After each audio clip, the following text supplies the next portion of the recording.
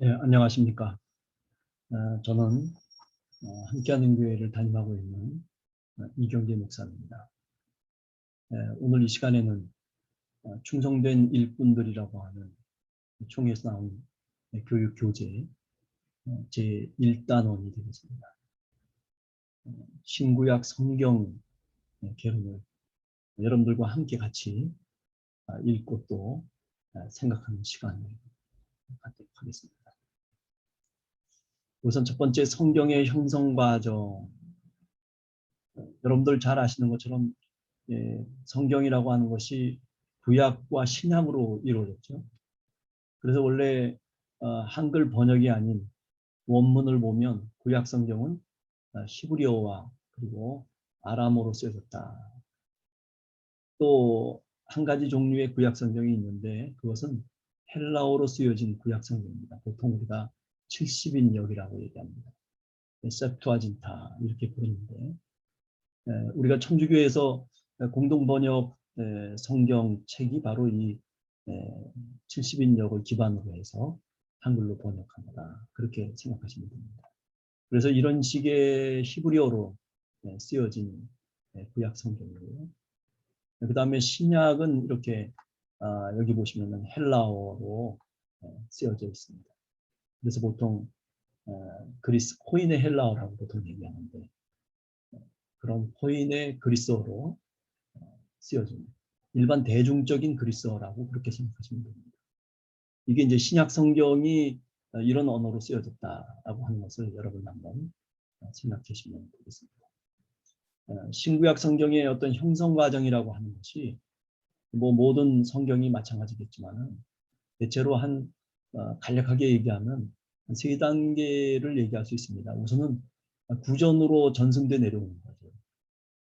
뭐 예를 들면 우리가 창세기 속에서 뭐 아담 하와의 이야기라든지 그죠? 또 천지 창조의 이야기라든지 사실 뭐 그때 사람이 살았던 게 아니잖아요.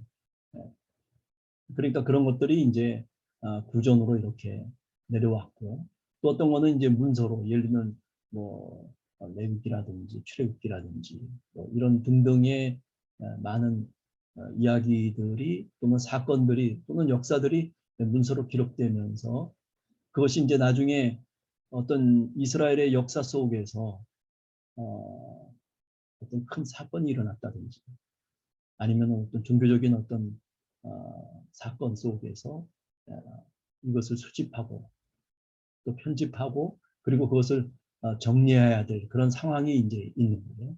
그래서 그런 일들이 일어나게 되고 그래서 그것을 이제 모아서 문서로 기록해서 책으로 만든 뭐 이런 형성 과정이 성경 속에도 있었다라고 말씀드릴 수가 있습니다.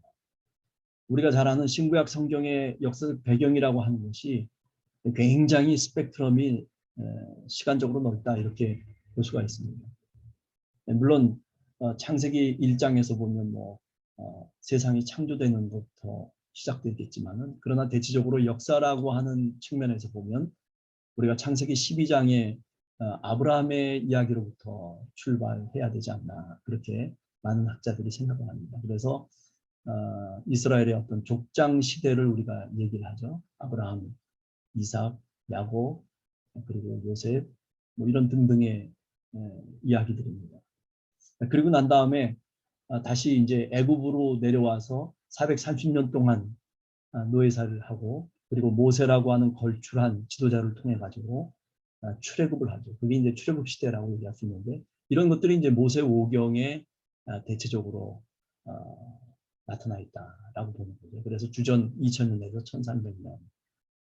그리고 난 다음에 이제 가나안에 정착하는 그런 시기가 주전 1300년에서 1020년경으로 그렇게 교재에는 나와 있습니다. 그래서 여호수아나 사사기가 바로 그런 내용들을 다루고 있다라고 하는 거죠. 그리고 난 다음에 이제 가나안에 정착하고 나서 이제 왕들이 출현하게 되죠. 우리가 잘 아는 이스라엘의 첫 번째 왕 이름이 누구죠? 사울이죠.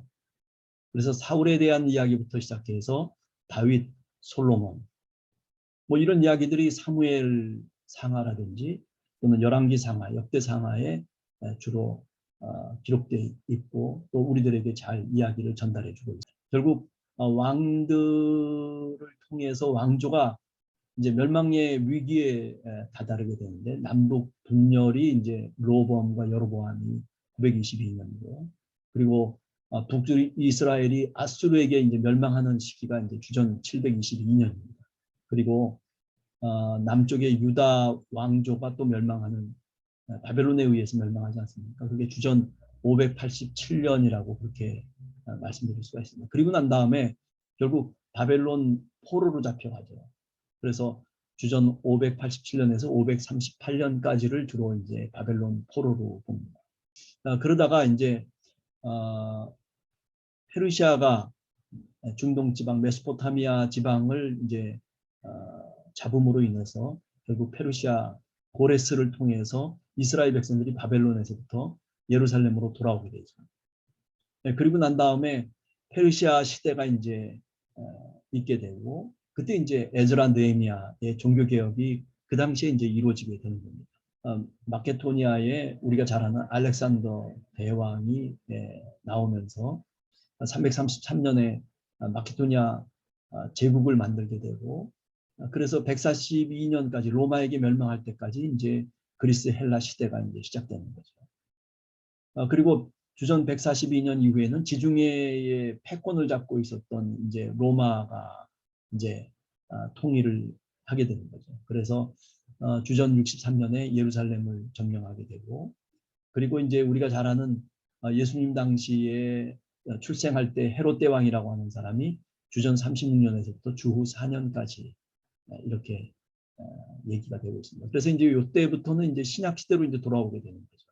4년 이후로부터 이제 뭐 팔레스타인은 분봉왕이 로마로부터 이제 임명된 왕들이 통치를 하게 되고 또 그러다가 이제 전쟁이 일어납니다. 주후 66년에서부터 70년 사이에 로마와 유대가 전쟁을 일으키죠.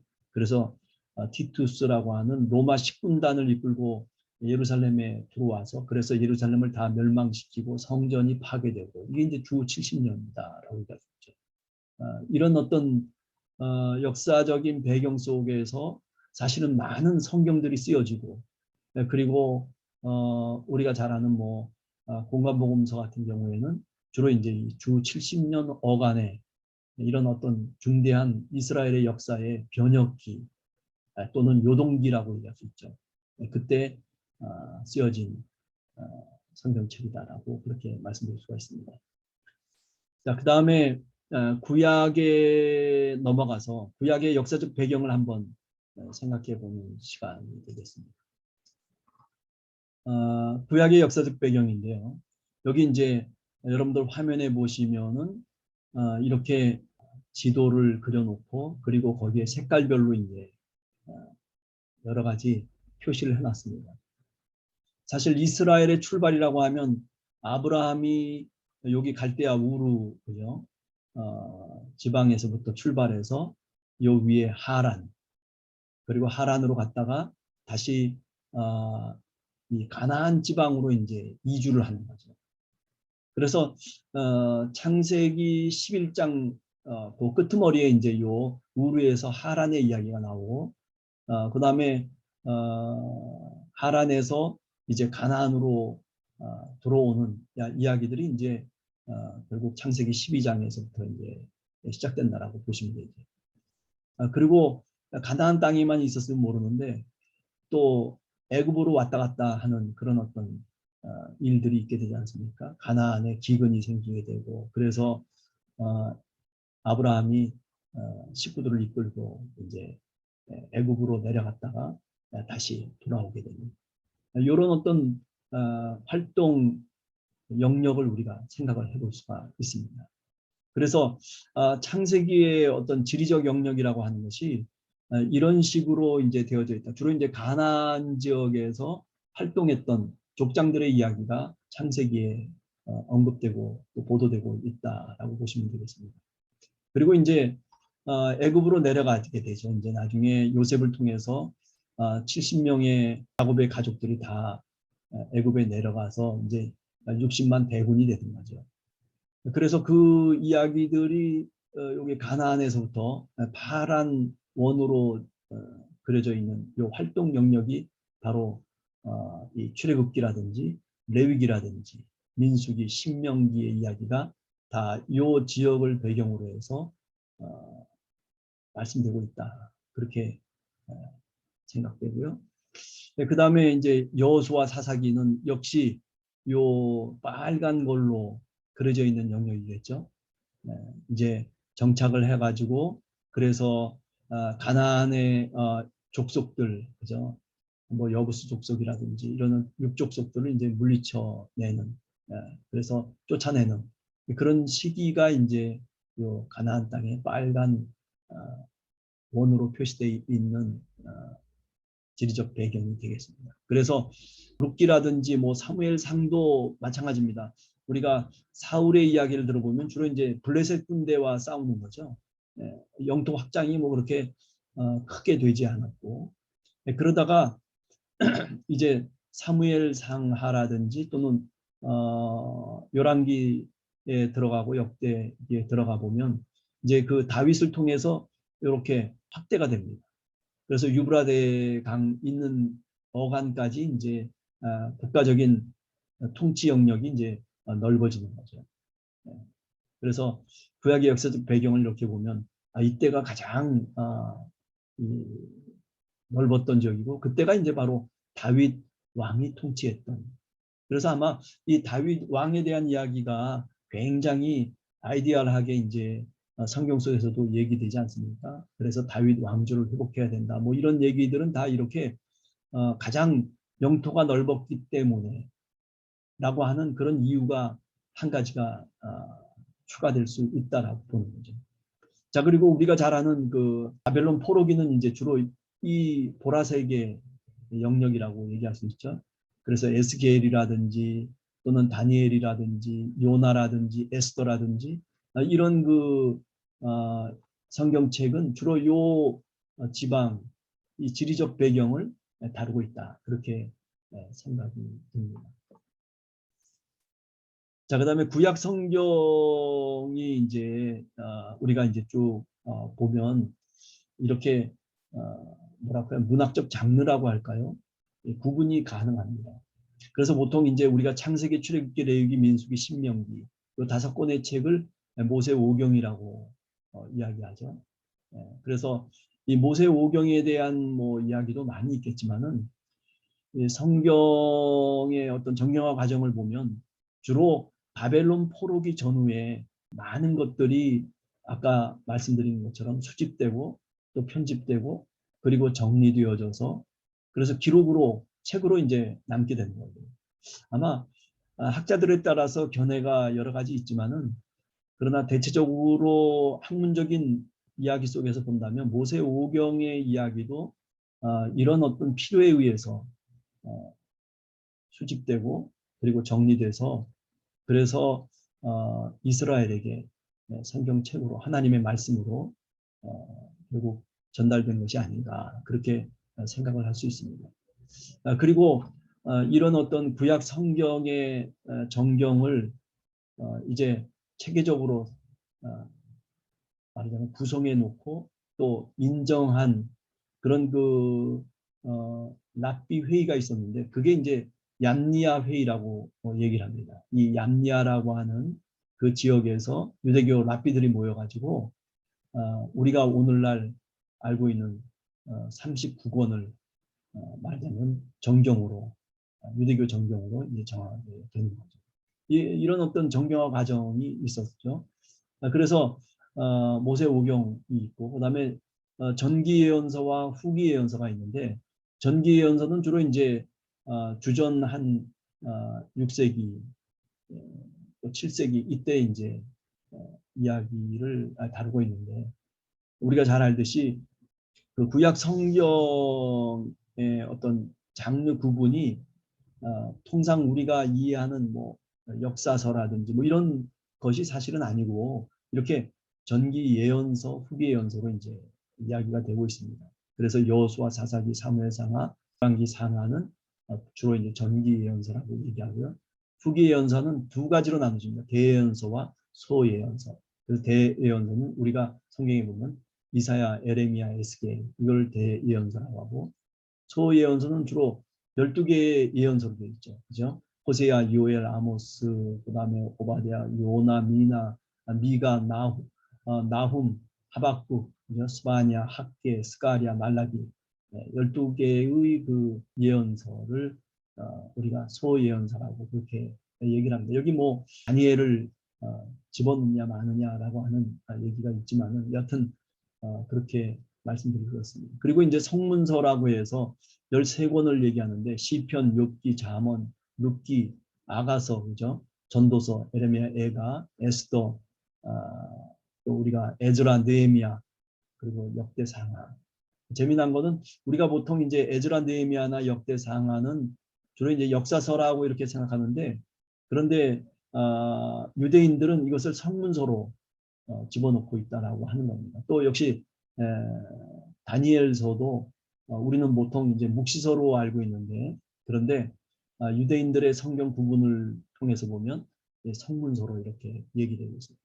특별히 이제 5개의 두루마리, 룻기, 아가서, 전도서, 예레미야, 에가, 에스더, 요 5개의 두루마리는 유대인들의 절기 때 주로 낭독되어졌던 그런 성경책이라고 얘기할 수 있습니다. 그래서 룻기는 오순절날, 그리고 아가서는 유월절, 그리고 전도서는 장막절, 그리고 에레미야에게는 금식일날, 그리고 에스더는 불임절.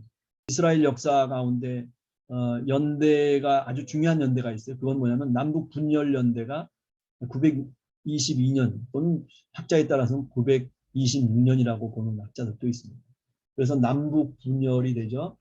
솔로몬 이후에 르호보암과 그리고 여로보암이 북쪽은 이스라엘이라고 하는 국호로, 남쪽은 이제 유다라고 하는 이름으로 이제 존속하게 되는 거죠. 북쪽의 왕국인 이스라엘이 아수르를 통해서 이제 722년에 멸망을 하게 됩니다. 그래서 사실은 아수르에게 다 포로로 유배당하고, 그래서 저 메소포타미아 지방으로 다 이주하게 되는 거죠. 그러다 보니까 이제 사마리아라고 하는 얘기가 바로 이 사건과 연관이 돼 있다라고 그렇게 생각하시면 됩니다.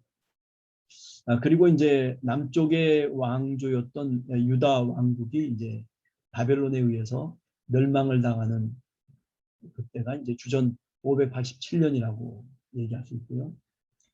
그리고 이제 페르시아의 고레스 왕이 바벨론에 포로로 잡혀 있었던 그런 유대인들을 다시 예루살렘에 귀환을 시켜주죠. 그래서 고레스 칙령을 이야기하게 되는데, 그게 이제 538년이다 그렇게 보시면 됩니다.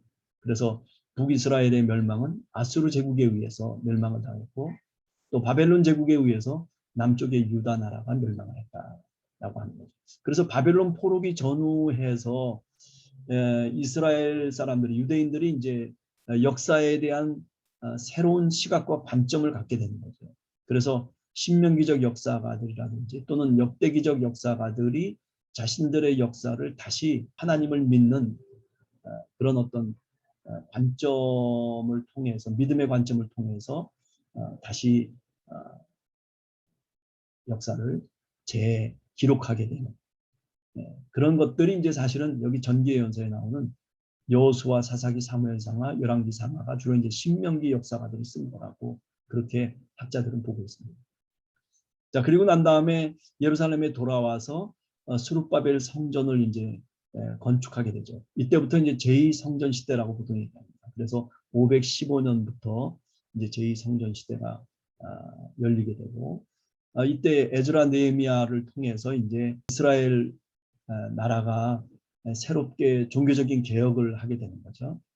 그래서 우리가 보통 부르는 학사 에즈라가 예루살렘에 와서 그래서 유대교를 다시 말하자면 세우고, 또 유대교의 어떤 초기 유대교가 이제 이때부터 출발한다라고 볼 수 있는 거죠. 그래서 이 유대교가 출발하면서 우리들만이 선택된 백성이기 때문에라고 하는 그런 어떤 시오니즘이 출발한다라고 볼 수 있고, 또 한편으로는 뭐 보편적인 그 열방을 향해서 우리 이스라엘이 나가야 된다라고 하는 유니버설리즘이 이제 그때 이제 또 이 시오니즘과 대결하면서 나오게 되는 거죠. 예를 들면 욥기 같은 경우도 뭐 그렇잖아요. 동방의 의인이라고 얘기하는 그런 이야기 자체는 사실 이스라엘과는 별 상관이 없는 거거든요. 그런데도 불구하고 이렇게 성경 속에 들어왔다라고 하는 것은 일종의 유니버설리즘을 얘기한다라고 우리가 볼 수 있죠. 요나서도 뭐 마찬가지입니다. 그렇죠. 아수르에 올라가서 그 아수르의 사람들을 다시 구원해내는 뭐 이런 것들이 사실은 면면이 이런 두 개의 사상적 흐름들이 있었다라고 그렇게 말씀드릴 수가 있습니다. 자, 그리고 구약의 예언자들이 어떤 시대 속에서 활동했는지 우리가 주전 8세기에 보면 주로 아모스하고 호세아 이게 이제 북왕국 이스라엘에서 활동했던 그런 예언자가 되겠습니다. 그리고 여러분들이 잘 아는 이사야 예언자 또는 미가 예언자들이 이제 상당히 일찍 주전 8세기에서부터 활약을 이제 하게 되죠. 주로 이사야 선지자는 궁중 예언자라고 보통 우리가 전문적으로 얘기합니다. 그러나 아모스나 뭐 이런 사람들은 제야 예언자라고 그렇게 뭐 호칭을 부를 수 있지 않을까라는 생각도 해봅니다.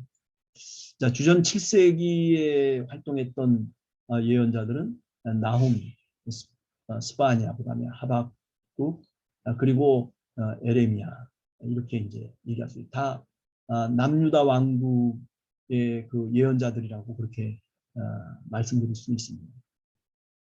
자, 그러다가 이제 포로로 이제 잡혀가게 되죠. 그래서 포로기 전후에서 우리가 잘 아는 587년에서 538년까지가 포로기인데 그때 활약했던 예언자가 이제 에스겔 예언자라고 그다음에 오바디아라고 하는 선지자도 마찬가지고 포로기 이후에는 여러분들 잘 아는 학계라든지 스가랴 그죠?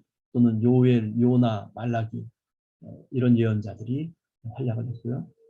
아까도 좀 말씀드렸지만은 이스라엘의 구약 성경을 읽어보면 독특한 역사가들이 있습니다. 신명기적인 역사가들이 있고 역대기적인 역사가들이 있죠. 그래서 신명기적인 역사가들이 쓴 성경책이 뭐냐면 여호수아 사사기부터 시작해서 사무엘상하, 열왕기상하 이게 다 신명기를 우리가 요시야 왕 때 이제 성전을 뭐 개축하다가 이제 발견하게 되잖아요. 그래서 그때부터 이제 뭐 신명기적인 어떤 사상들이 남쪽 유다 왕국 속에 이제 있게 되는데 그런데 이제 바벨론 포로기를 이제 거치면서 그 속에서 자신들의 역사를 다시 한번 생각하는 거죠. 왜 우리가 이렇게 어려움을 당하게 됐고 왜 강대국에게 이렇게 멸망을 당하는 이런 참혹한 상황까지 가게 됐는가라고 하는 것에 대한 각성이 일어나게 되고 따라서 자신들의 역사를 다시 한번 기술하게 되는 거죠. 그 다음에 역대기 역사가 역대기 상하라든지 에즈라 느헤미야 이제 이런 것들이 다 역대기 역사가에 해당된다고 볼 수 있습니다. 그래서 우리가 주로 이제 북왕국 이스라엘의 예언자는 그때 활약했던 사람들이 아모스와 호세아라고 얘기할 수 있고요. 남왕국 예언자들은 이 사람들을 제외한 나머지 사람들이 대부분이죠. 그래서 이사야, 미가, 나훔, 스바냐, 하박국, 에레미야. 또 포로기 예언자들은 주로 에스겔하고 오바디아하고 또 뭐 다니엘이라고도 얘기할 수 있죠. 포로기 귀환 이후에는 학계, 스가랴, 요야, 그다음에 요나, 말라기 뭐 이렇게 한번 구분을 해보게 됩니다.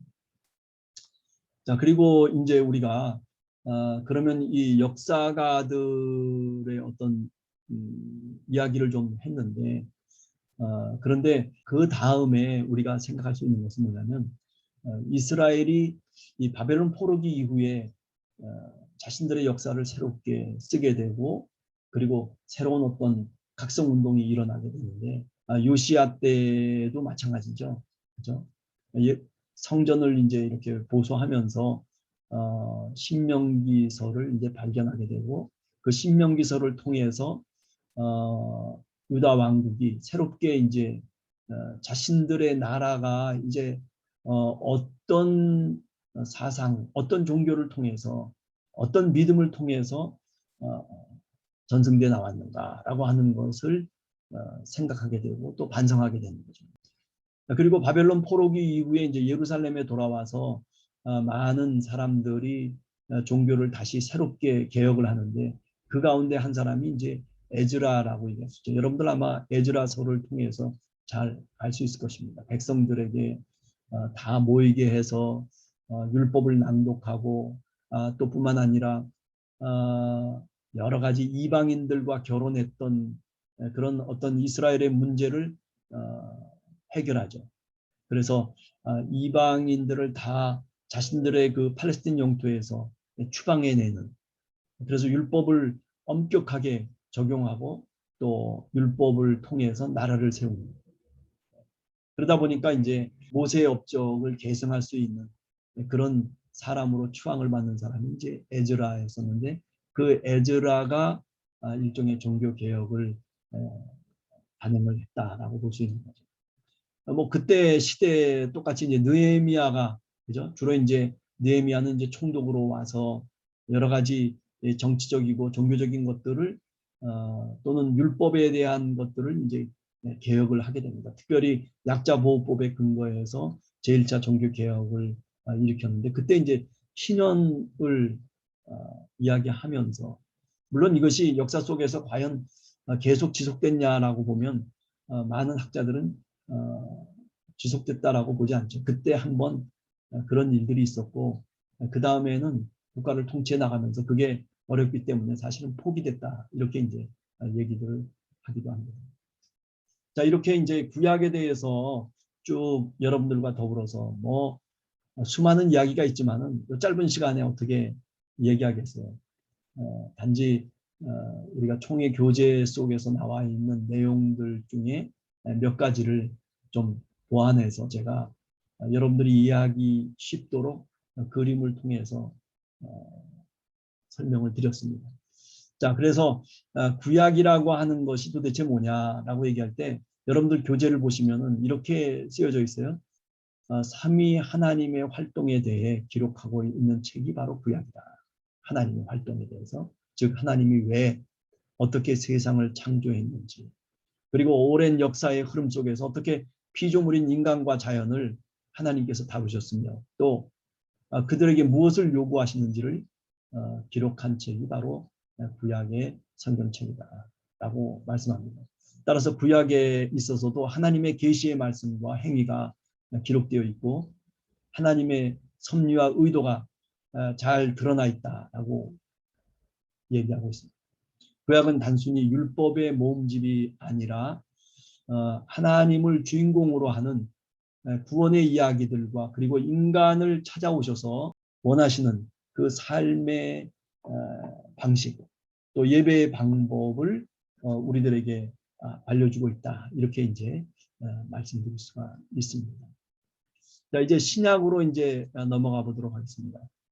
신약의 그 역사적 배경이라고 하는 것은 이렇게 지중해 연안을 통해서 우리가 설명해 볼 수 있겠습니다. 예수님의 활동은 여기 파란, 그죠?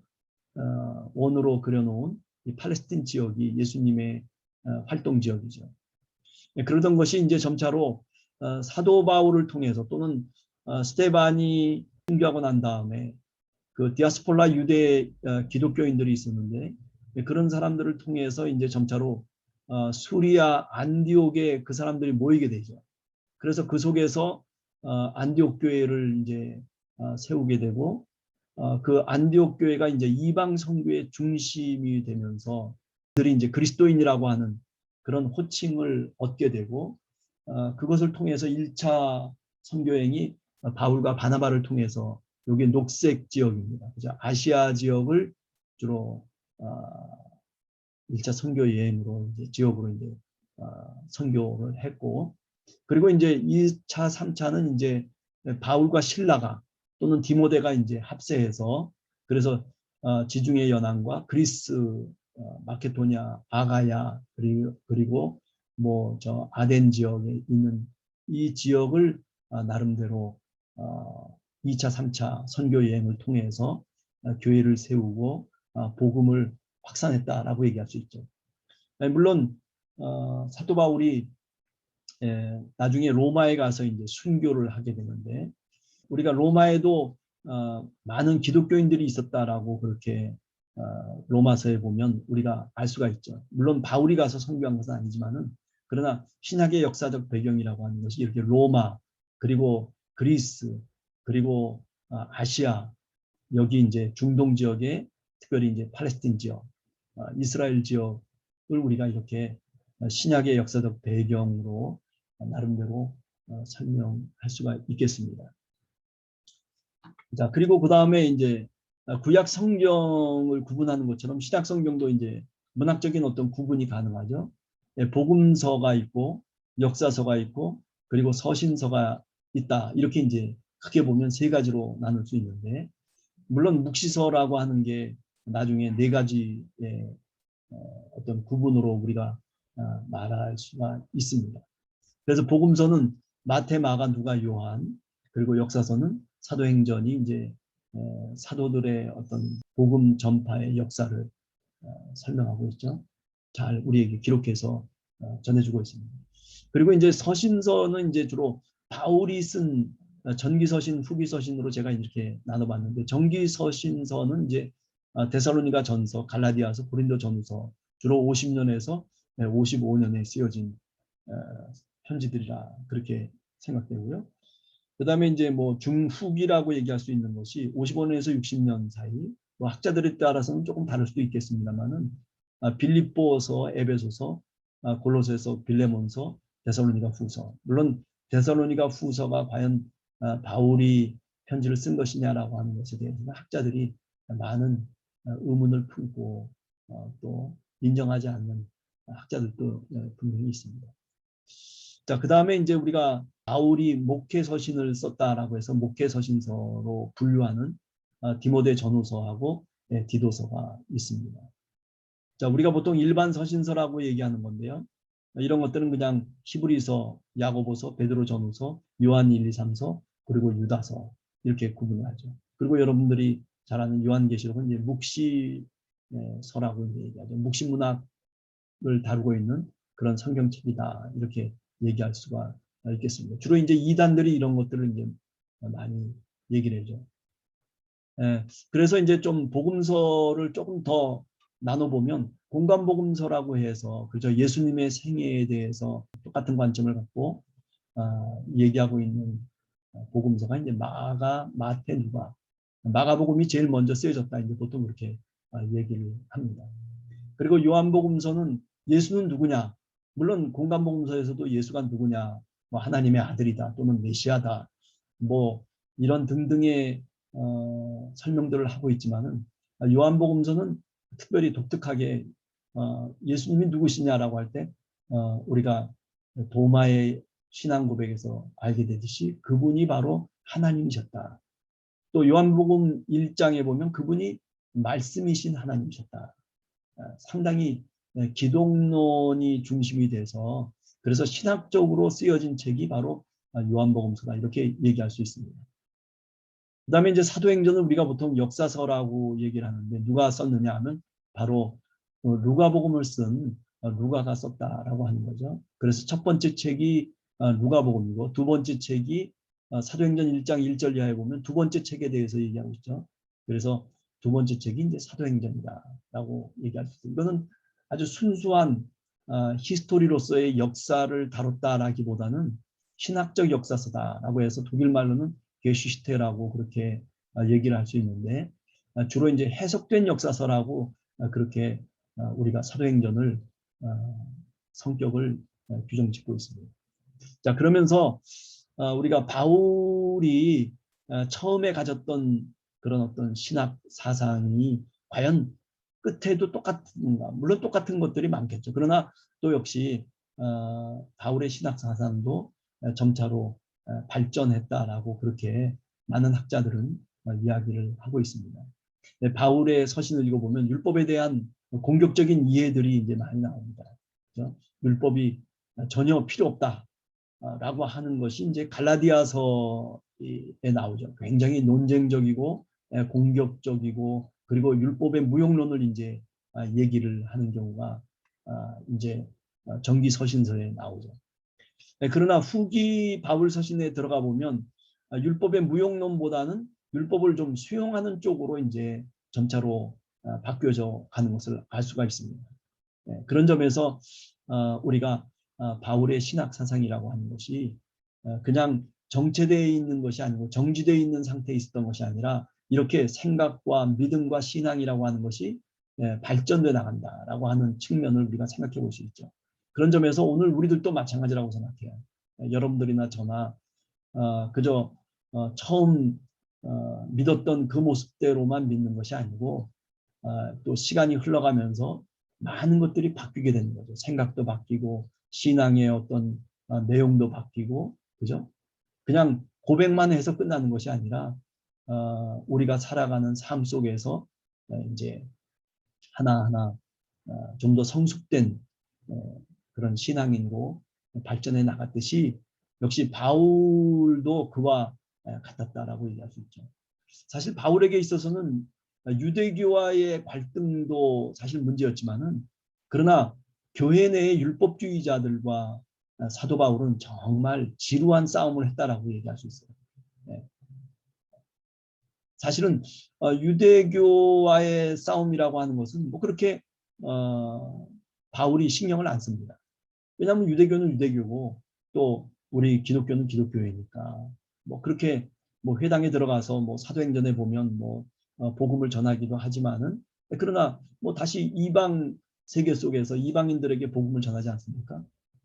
그러니까 유대교의 갈등은 그렇게 풀어낼 수 있는데 그런데 문제는 뭐냐면은 뭐 갈라디아서나 또는 뭐 우리가 바울의 서신들을 이렇게 읽어보면 바울을 괴롭혔던 사람들은 다 어떤 사람들이냐면 예수 그리스도를 믿는 사람들이었어요. 특별히 율법주의자적인 그런 사람들. 그러나 한번 쭉 바울 서신 읽어보면 처음에는 굉장히 아주 격렬하게 대결을 했지만은 그러나 점차로 사도 바울이 후기에 갈수록 또 역시 화해 제스처를 취하고 있다라고 하는 것. 나중에 좀 자세하게 우리가 알아보도록 하겠습니다. 또 뿐만 아니라 바울에게 있어서 교회라고 하는 것이 굉장히 중요했는데 이 바울은 특별히 그리스도의 몸과 지체라고 하는 우리가 고린도서 12장에 보면 또 14장에도 보면 뭐 은사를 통해서 이렇게 교회를 얘기하지 않습니까? 그런 어떤 신학적인 사상을 갖고 사도 바울이 우리들에게 많은 이야기들을 하고 있다. 그렇게 말씀드릴 수가 있습니다. 자, 우리 조금 좀 다시 들어가서 예수 시대의 지역 구분을 한번 보겠습니다. 로마의 분봉왕이죠. 헤롯 대왕의 아들들이 이 팔레스틴 지역을 세 지역으로 나누어서 이제 통치를 하게 됩니다. 로마가 이제 왕으로 임명한 그런 분봉왕이라고 얘기할 수 있죠.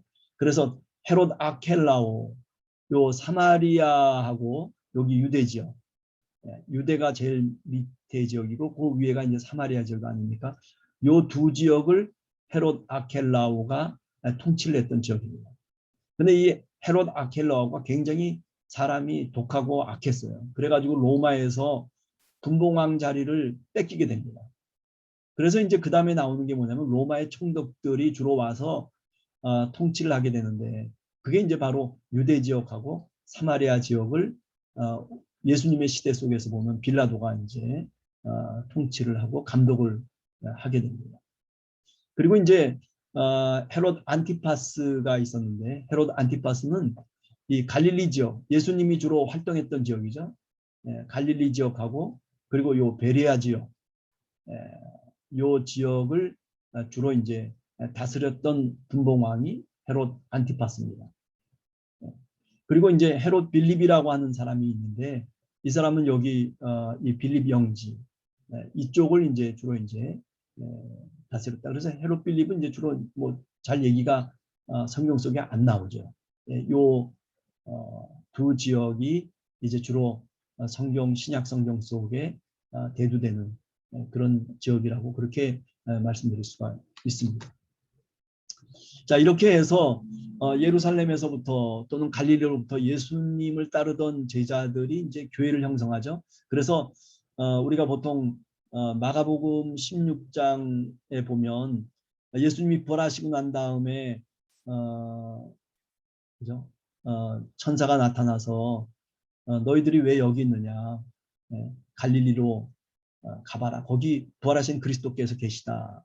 그렇게 이제 이야기를 하는데 아마 그래서 우리가 요한복음 20장, 21장을 넘어가 보면 부활하신 그리스도께서 갈릴리 바닷가에서 제자들을 17명의 제자들을 만나 주시는 장면이 나오잖아요. 그래서 베드로에게 네가 나를 사랑하느냐 뭐 이런 말씀을 3번씩이나 하시면서 부활의 그리스도께서 제자들을 정말 신앙인으로 다시 회복시키는 그런 이야기들이 나오는데 이게 다 이제 갈릴리 공동체를 이제 형성했을 것이다라고 그렇게 우리가 얘기할 수 있는 거죠. 그래서 그때 이제 베드로가 이제 말하자면 지도자였었죠.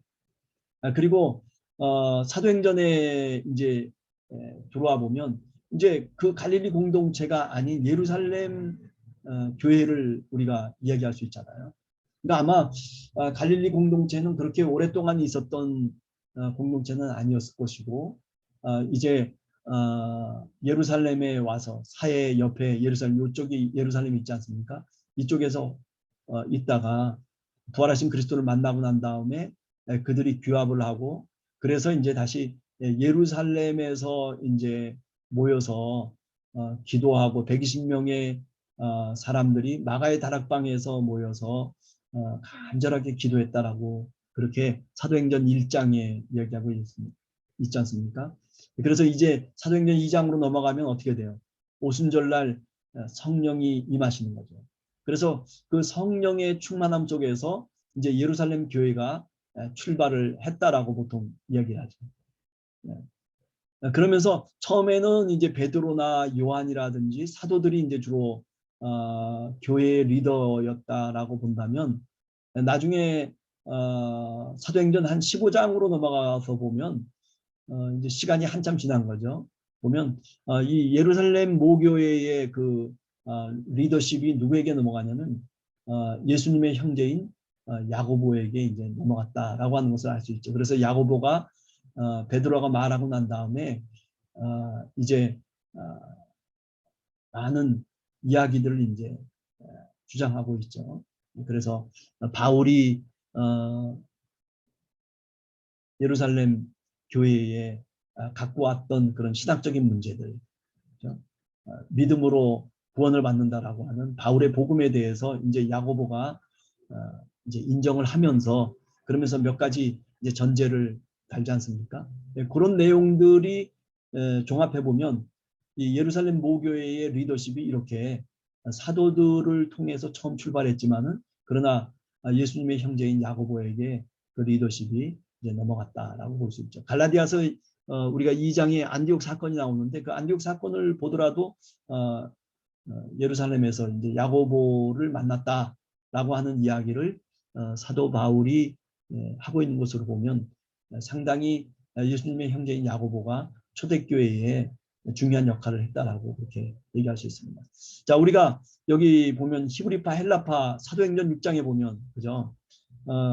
성령 충만해 가지고 사실 모든 것들이 잘 진행되고 교회가 더 흥황했는데 그런데 이제 교회 속에 여러 가지 문제, 특별히 이제 구제의 문제, 어떻게 보면 뭐 돈의 문제라고도 얘기할 수 있겠습니다만은 히브리파와 헬라파의 이야기들이 이제 나오고 있습니다. 그래서 조금 특성을 얘기해 보면 히브리파는 팔레스틴 출신이고 헬라파는 디아스폴라 유대인. 다시 말하면 저 소아시아라든지 아니면은 저 그리스라든지 로마에 살던 사람들이 이제 이 팔레스틴으로 이주해 온 사람들이죠. 그래서 디아스폴라 유대인들이 헬라파를 구성하고 있었고 이 언어가 좀 달랐다라고 학자들은 얘기해요. 히브리파 사람들은 아람어를 사용했고 헬라파 사람들은 그리스어를 사용했다. 히브리파 사람들은 당연히 팔레스틴 출신이니까 율법이라고 하는 것과 그리고 예루살렘 성전에 대해서 상당히 긍정적으로 생각을 했던 반면에 헬라파 사람들은 율법에 대해서 조금 좀 부정적이었었고 그러다 보니까 우리가 바울을 통해서 알게 되듯이 이 믿음이라고 하는 것 그리고 성전의 어떤 필요성 또는 효과에 대해서 상당히 회의를 품고 있었던 사람들이 이제 헬라파 사람들입니다. 그래서 스데반의 우리 설교가 사도행전 7장에 나오는데 거기 보면 언제 우리가 손으로 지은 성전을 그 출애굽 시대 때 자신들의 그 믿음의 조상들이 언제 그 손으로 지은 성전에서 뭐 제사 지낸 적이 있냐 뭐 그런 얘기를 이제 하는 걸로 봐서는 이 히브리파는 성전이지만은 그러나 헬라파는 이렇게 성전에 대해서 주로 손으로 지은 성전에 대해서 회의감을 느끼고 있었다라고 합니다. 그런 면에서 보자면 히브리파는 보수적인 성향이었고 헬라파는 진보적인 성향이었다. 이렇게 말씀드릴 수가 있습니다. 그래서 이런 히브리파적인 성격이 이제 나중에 70년대에 넘어서서 마태복음으로 정리가 됩니다. 그리고 이 헬라파적인 이런 어떤 좀 진보적이고 자유적인 그런 것들이 사실 50년대 바울 서신에 잘 드러나 있죠. 그래서 율법을 반대하고 율법의 구원의 효력성에 대해서 상당히 반대하고 있는 그런 모습이 이제 바울 서신에 이제 비춰졌다라고 그렇게 얘기할 수 있습니다. 그래서 예수님의 초기 사역은 이제 갈릴리를 중심으로 해서 요단강 요 파란색이 이제 초기 사역이라고 볼 수 있다면 예수님의 후기 사역은 이렇게 이제 좀 사역이 넓어지죠. 그래서 시돈과 두로까지도 이제 뭐 이야기가 되고 그래서 예루살렘에 오셔가지고 그래서 십자가에 달려 돌아가시는 이런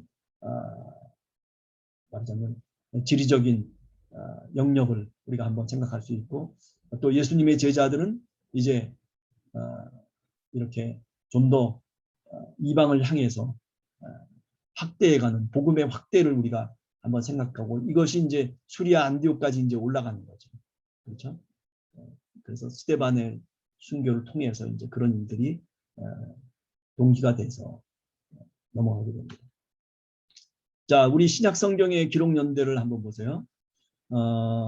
여러분들이 뭐 마태복음이 제일 먼저 나왔다고 해서 제일 먼저 쓰여진 것은 아니다. 학자들의 견해에 따르면은 이 마가복음은 65년에서 70년 이게 대체적으로 중론입니다. 그리고 마태복음은 제가 이제 70년에서 80년 이렇게 했는데 조금 좀 교재에 보면 이제 좀 이른 시기로 적고 있기 때문에 제가 참작해서 보통 마태복음을 80년 어간이라고 이제 이렇게 얘기를 하고요. 그다음에 누가복음은 마태복음과 거의 동시대지만은 조금 좀 늦게 85년 정도까지 잡을 수 있지 않을까 그렇게 생각이 됩니다. 그리고 요한복음은 90년 어간으로 그렇게 제일 나중에 쓰여진 복음서가 요한복음이다. 사도행전은 뭐 누가복음을 쓴 사람이 사도행전을 썼으니까 누가가 썼으니까 뭐 연대는 비슷한고 첫째 책, 두 번째 책 이렇게 이제 나누게 되는 거죠. 그래서 역사서라고 우리가 보통 얘기하죠. 그다음에 바울 서신은 사실은 복음서보다도 훨씬 일찍 쓰여진 겁니다. 그래서 우리가 데살로니가 전서를 40년에서 50년에 썼다 그렇게 얘기를 하고 갈라디아서가 54년에서 55년 어떤 사람들은 이 굉장히 이른 시기를 이제 갈라디아서로 잡는 사람들도 있어요. 학자들에 따라서는. 그래서 뭐 46년, 뭐 49년 이 어간에 갈라디아서가 쓰여졌다. 뭐 이런 식으로도 주장하는 사람들이 있지만은 대체적으로 보면 지금 제가 여기 연대를 잡아놓은 연대가 우리 통합측 신학교에서 배우는 연대라고 생각하시면 되겠습니다. 고린도전서는 55년에서 55년경, 고린도후서는 뭐 56년경, 그리고 빌립보서는 뭐 57년경, 로마서는 57년 후반. 뭐 이렇게 이제 얘기도 하고 빌레몬서는 언제 쓰여졌는지 학자들이 잘 얘기하기가 힘들어요. 왜냐하면 너무 짧기 때문에 그 상황들을 역사적으로 재구성하기가 힘들다라고 하는 측면에서 빌레몬서는 분명히 바울이 쓴 서신임에도 불구하고 도대체 언제 썼을까라고 하는 것에 대해서는 퀘스천 마크입니다. 물론 골로새서, 에베소서, 뭐 데살로니가 후서 뭐 이렇게 얘기를 할 수 있죠. 데살로니가 후서에 대해서는 많은 퀘스천 마크가 있습니다. 네. 그리고 목회서신은 이렇게 60년, 90년 이렇게 했는데 우리 교재에 보면 그죠 보수적으로 60년 이렇게 이제 어간에 바울이 쓴 걸로 이렇게 잡혀놨어요. 그런데 저 같은 경우에는 이제 바울이 썼다라고 하는 것을 인정하면서 동시에 그것이 시대가 지나면서 그 바울 서신을 더 보충했다라고 이제 보죠. 학자들은 이런 두 가지 견해를 갖고서 서로 왈가왈부하고 있지만 우리는 주로 이제 바울이 썼다라고 이제 이렇게 인정을 하게 됩니다. 히브리서도 역시 80년, 90년대에 쓰여진 그런 어떤 서신이라고 이렇게 보고요. 그 다음에 또 일반 서신으로 야고보, 베드로전후서, 베드로후서, 요한일서, 그리고 유다서 이렇게 얘기를 할 수 있죠. 베드로후서의 경우에는 쓰여진 연대에 대해서 학자들에 따라서는 상당한 차이를 나타내는 경우들이 많이 있습니다. 야고보서는 뭐 주의 형제 야고보가 썼다라고 하는 게 정설이고, 또 제자 야고보가 썼다라는 그런 말도 있게 되고, 또 많은 논란이 사실은 있죠.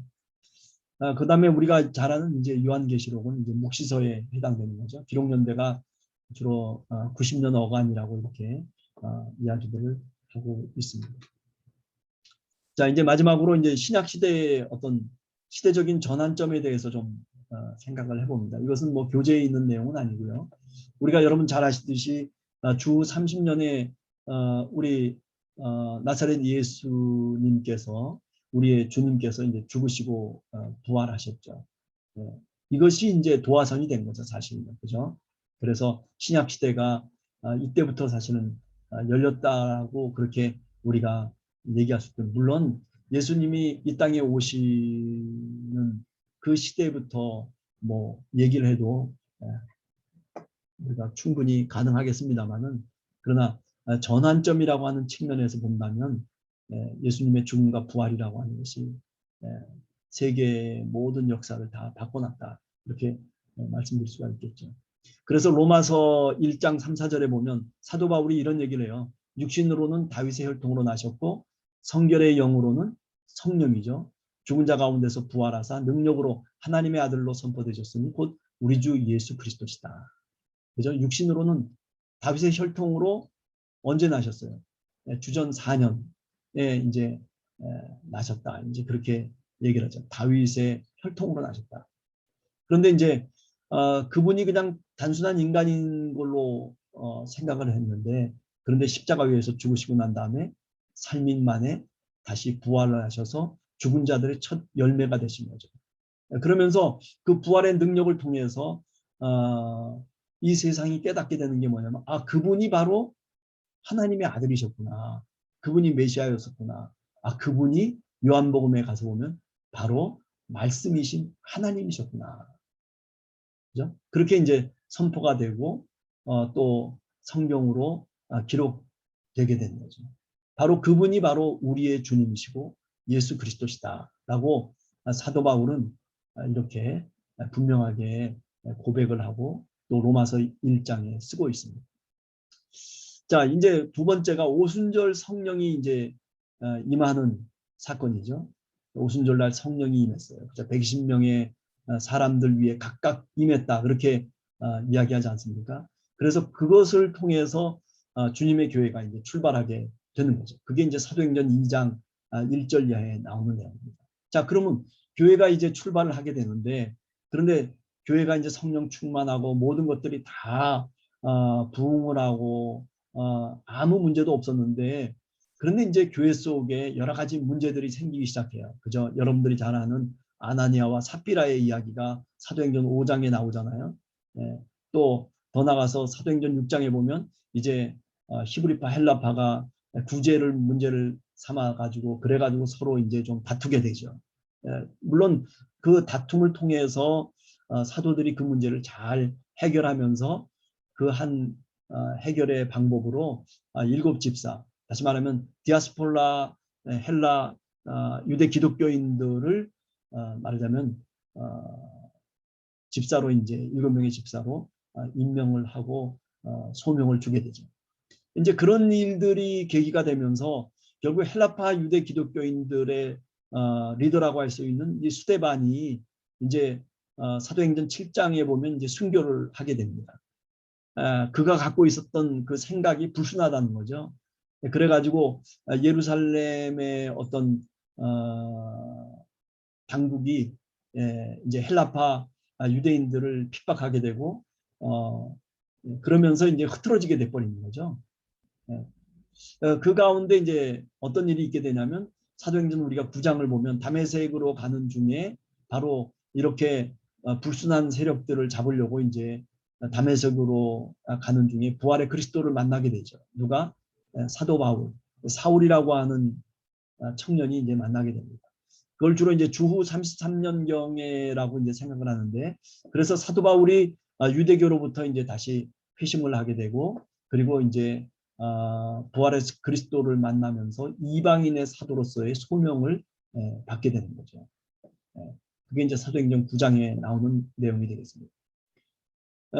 사도 바울은 이 부활의 그리스도를 만나는 이 회심의 사건을 굉장히 중요하게 생각합니다. 그래서 그가 이제 구약 성경을 해석하는 해석의 열쇠가 바로 뭐냐면 부활의 주님을 만난 그 계시적 사건을 이제 늘 이야기를 합니다. 그래서 갈라디아서 1장 12절에 보면 내가 전하는 이 복음이 사람으로부터 받은 게 아니라는 거죠. 뭐 사도로부터 받았다든지 아니면 무슨 뭐 교회로부터 받은 것이 아니라 나는 바로 부활의 그리스도를 만나서 그 계시의 내용을 갖고 내가 지금 복음을 전한다. 그게 바로 이방인에게 전하는 복음이다. 그렇게 이제 규정을 하고 사도 바울이 갈라디아서 1장에서 이야기하고 있습니다. 또 그런가 하면 고린도서 11장 같은 경우에 우리 주의 만찬의 이야기를 우리가 잘 알잖아요. 그게 뭐냐면은 교회로부터 신앙 전승을 받았다라고 하는 거죠. 그래서 성서 해석의 이 열쇠가 두 개가 있는 거죠. 하나는 계시, 위로부터 임한 계시, 또 하나는 수평적으로 교회로부터 배운 그런 신앙의 전승. 이것이 이제 사도 바울에게 있어서는 굉장히 성서를 해석하는 두 개의 열쇠였다 이렇게 얘기할 수 있습니다. 자, 조금 좀 다르게 넘어가서 스데반이 이제 순교를 7장에서 사도행전에서 당하게 되는데 여기서 이제 많은 디아스포라 유대 기독교인들이 이제 흩어지게 되고 그 사람들이 나중에 이제 어디로 모여들게 되냐면 수리아 안디옥에 이제 모여들게 되고 거기서 이제 이방 교회를 세우게 됩니다. 또 뿐만 아니라 이방 교회를 세워서 그리스도인이라고 하는 그런 호칭을 얻게 되고 그때 이제 예루살렘에서 바나바를 파송하고 또 바나바가 다소에 있던 바울을 불러들여서 그래서 이 안디옥 교회를 정말 이방 교회로 든든하게 세워나가게 되는 거죠. 그렇지만은 이 바나바와 바울은 사실은 목회자라기보다는 선교사적인 어떤 사명이 더 강하죠. 그래서 우리가 잘 알듯이 이방 선교사로 이제 안디옥 교회가 안수를 하고 파송을 하게 됩니다. 그래서 1차, 2차, 3차 선교 여행을 사도행전이 우리들에게 얘기하죠. 1차 선교 여행 때는 바나바하고 그리고 바울이 같이 함께 동행했지만은 그러나 나중에 2차 선교 여행을 가기 전에 굉장히 둘이 싸워버립니다. 그죠? 누구 때문에 싸우냐면 마가 요한 때문에. 마가 요한을 데리고 가자. 싫다. 나는 신라를 데리고 가겠다. 마가 요한은 저건 실패자다. 뭐 여러 가지 뭐 별것 아닌 사람 문제로 인해서 그렇게 서로 심하게 다투고 갈라졌다. 그렇게 사도행전에서 15장에서 이야기를 하고 있습니다. 그리고 이제 16장으로 넘어가면서 2차, 3차 선교 여행을 이제 하게 되죠. 그래서 16장에서 18장까지가 2차, 18장에서 21장까지가 3차 선교여행 이렇게 얘기하면서 이런 선교여행을 통해서 이방 지역의 복음을 전하는 성령의 능력으로 그 복음을 전했다라고 그렇게 사도행전은 우리들에게 말씀하고 있습니다. 자, 한편 예루살렘 모교회와 그리고 사도 바울 간에 그러면은 갈등과 뭐 알력이 좀 없었느냐면 사실은 있었어요. 왜냐하면 복음의 성격이 다르니까. 그죠? 예루살렘 모교회는 율법적인 복음을 전했다면 사도 바울의 이방 교회는 율법적인 복음이 아니라 믿음으로의 복음을 이야기하고 있지 않습니까? 그래서 이런 갈등이 생기게 되고 그러나 그 갈등을 그냥 봉합하지 않고 말하자면 선교한 것이 아니고 초대교회는 이것을 다시 잘 화해를 하죠. 그래서 주 49년경에 우리가 잘 아는 예루살렘 공회가 열리게 되죠. 사실은 예루살렘 공회가 처음으로 모이게 된 것은 바로 이런 복음에 대한 갈등을 화해시키기 위해서, 그래서 안디옥에서부터 사도 바울과 그리고 뭐 디모데라든지 아니면은 디도라든지 이런 사람들이 이제 예루살렘으로 올라가서, 그래서 뭐 바나바도 역시 올라가죠. 그래가지고 이제 그 예루살렘의 사도들과 장로들이 이제 화해를 시키고 좋은 원만한 결정들을 이제 하게 되는 거죠. 그게 이제 갈라디아서 2장이라든지 사도행전 15장 이제 나와 있는 내용들입니다. 네. 자, 뿐만 아니라 이런 갈등만 있었던 것이 아니라 정말 이웃 사랑이라고 하는 사랑의 이야기들이 있어요. 예루살렘 교회가 궁핍하게 되니까 이방 교회들이 사도 바울이 전도한 또 세워놓은 그 이방 교회들이 이 궁핍한 예루살렘 성도들을 위해서 모금을 하게 되죠.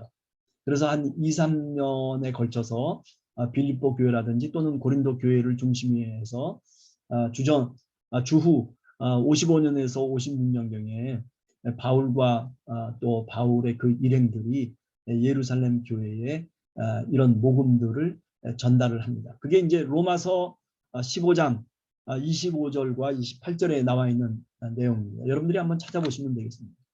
자, 그리고 그 다음에 마지막으로 이제 신약시대의 전환점 두 번째 얘기입니다. 이거는 일반 역사 속에서의 얘기예요. 일반 역사 속에서 보면 유대인들이 로마에 대해서 반란을 일으켜요. 주후 66년경에. 물론 이 종교적인 문제 때문에 일어난 거죠, 사실은요. 그래서 이 유대 로마 전쟁이 이제 60년에 발발을 하게 되는데 결국 이스라엘이 참패하죠. 유대인들이 수많은 사람들이 죽어가게 되고 주후 70년경에 예루살렘이 완전히 멸망하고 예루살렘 성전도 로마의 식군단 티투스에 의해서 돌 하나 남지 않고 다 파괴돼 버립니다. 이런 모습들이 마가복음 13장 같은 경우에 언급되고 있는 걸로 본다면 우리가 마가복음이 70년 어간에 쓰여졌다 또는 뭐 이런 식으로 담는다면 뭐 66년에서 70년 사이가 아닐까 그렇게 이제 생각을 해볼 수 있습니다. 이런 내용들이 마가복음에 이제 나오고 있습니다. 이렇게 성전이 멸망함으로 인해서 우리가 잘 알듯이 뭐 성전을 중심으로 한 이스라엘의 사회적 계급이 있잖아요. 예를 들면 뭐 헤롯 땅이라든지 또는 사두개파라든지 이런 사람들이 이제 성전이 멸망했으니까 뭐 제사를 지낼 필요가 없으니까 제사장이 필요 없는 거죠. 이제 그러다 보니까 유대교는 이제 새로운 말하자면 모습으로 탈피해야 되잖아요. 그죠? 전환이 필요한데 그게 이제 회당 중심의 유대교가 되는 겁니다. 그래서 랍비 회당 유대교로 이제 70년 이후에 이제 전락하게 되고 이제 그러면서 기독교와 갈등을 일으키게 돼요. 기독교회와 우리가 이렇게 성전을 잃고 그리고 멸망하게 된 게 누구 탓이냐? 저 이단자들 탓이라는 거죠. 특별히 예수를 믿는 그런 그 교회 탓이라고 사실 자신들의 탓인데도 불구하고 그렇게 이제 말하자면 적을 돌리는 거죠. 그래서 원수로 생각하고 18개의 기도문 가운데 12번째 그 나자렛 이단을 저주하는 그런 기도문을 삽입해버립니다. 참 어떻게 보면 웃기는 얘기죠. 기도문이라고 하는 게 주님 이렇게 해주십시오라고 하는 그런 어떤 축복 기도문인데 그런데 이제 저주 기도문을 그 속에다가 마치 부적을 외우듯이 집어넣는 거죠. 그래서 이 80년대 70년 이후에 기독교회를 이제 핍박하게 되고 기독교회가 회당으로부터 이제 축출을 당하게 되고 또는 많은 사람들이 회당에 속해서 있던 기독교인들이 이제 출교를 당하게 되고 이런 핍박 운동이 80년대 유대교 내에서 이제 벌어졌는데 그런 모습들의 어떤 기록들이 이제 마태복음에 좀 있다라고 학자들은 생각을 해요. 그런 면에서 이제 마태복음이 80년 전후에서 쓰여졌다. 이렇게 이제 이야기를 하게 되는 거죠. 자, 그런가 하면 우리가 주후 42년에 49년 두 차례 걸쳐서 로마의 황제죠. 글라우디아가 이 유대인 집회령을 철회하고 그리고 유대인들을 다 로마에서 추방시킵니다. 그래서 우리가 사도행전 18장 1절 이하에 보면 여러분들이 잘 아는 사도 바울의 동역자인 브리스길라와 아굴라 부부의 얘기가 나와요. 그들이 바로 이탈리아에서부터 오게 되는데 그때 글라우디오 황제가 이 유대인들을 다 로마에서부터 추방한 바로 49년의 이야기죠. 그래서 고린도에서 사도 바울이 이 브리스길라와 아굴라 부부를 만나게 되죠. 사실은 사도 바울도 왜 고린도에 왔냐면은 저 데살로니가 베레아를 거쳐서 사도 바울을 핍박하고 사도 바울을 죽이겠다고 하는 사람들이 생기니까 그래서 황급하게 사실은 이 고린도로 피신해 온 거거든요. 이렇게 좀 서로가 힘든 상황 속에서 만나게 되는 거죠. 하나님이 섭리가 이 속에 있었던 거죠. 그래가지고 브리스길라와 아굴라 부부와 고린도에서 바울이 또 서로 생계를 유지하는 업종도 같았다라고 얘기하잖아요. 천막을 만드는 그런 업종이 같았기 때문에 더 서로가 서로를 알 수 있고 의지할 수 있는. 그래서 이방 선교에 있어서 아주 큰 말하자면 힘을 얻게 되는 거죠.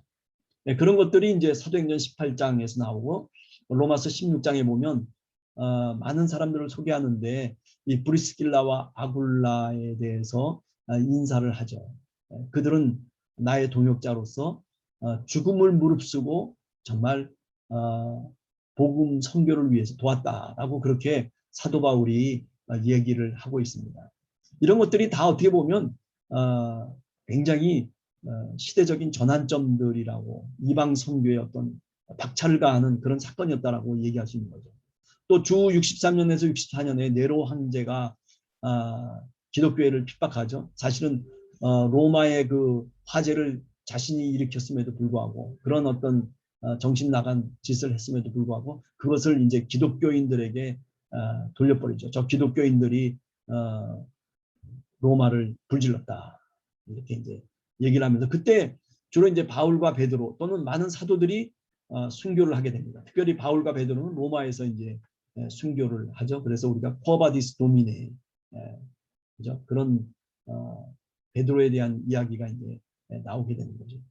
또 주 90년에서 96년 어간에 도미티안 황제가 또 기독교회를 아주 심각하게 핍박을 하죠. 이때 이제 우리가 요한계시록이 쓰여졌다 이렇게 이제 얘기들을 합니다. 그때 이제 요한이 역시 또 로마에 의해서 순교를 당하죠.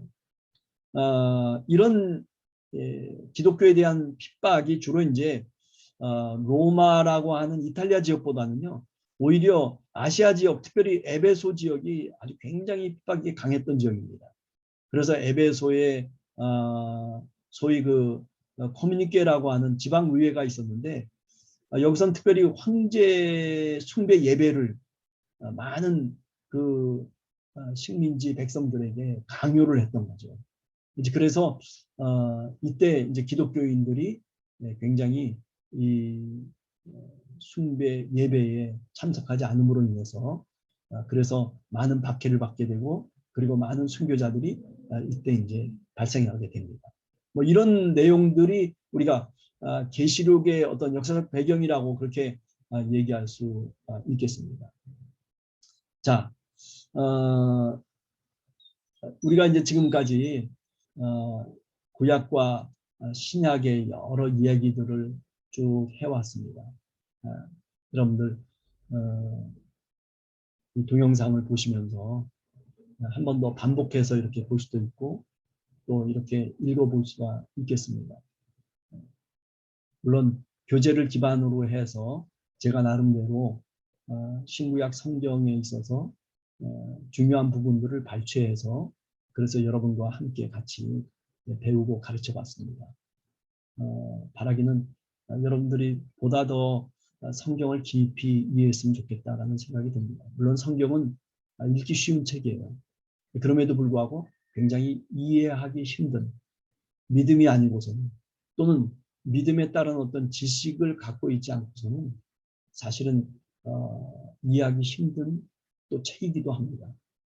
그렇기 때문에 우리의 신앙심이 더 깊어지기 위해서는 여러분들이나 저나 늘 우리가 성경을 읽고 성경을 묵상하고 뿐만 아니라 이렇게 많은 지식들을 넓히면서 배울 수 있는 그런 기회를 여러분들이 앞으로도 계속 가지면서 교회 속에서 충성 다하시면서 성실한 기독교인으로 교회를 세워가는 그런 하나님의 역군들이 되시기를 간절히 원합니다. 기도함으로 마치겠습니다. 하나님 아버지 감사합니다. 우리가 이렇게 신약 또 구약을 계략적으로 생각해 봤습니다. 하나님, 우리 한 사람 한 사람 이제 임직자로서 하나님의 말씀을 보다 더 진지하게 생각하고 또 지식을 넓혀갈 수 있는 그런 믿음의 은혜를 저희들에게 허락해 주시옵소서. 그래서 교회를 세우고 또 한국교회 속에서 교회를 개혁시키는 그런 사람들, 그런 믿음의 백성들 될 수 있도록 하나님 역사해 주시옵소서. 하나님, 우리들 한 사람 한 사람이 성실하고 착한 행실을 통해서 하나님께 영광을 돌리는 그런 귀한 은혜 우리 모두 위에 허락해 주시옵소서. 예수님의 이름으로 간절히 기도하옵나이다. 아멘. 네, 감사합니다. 이것으로 마치도록 하겠습니다.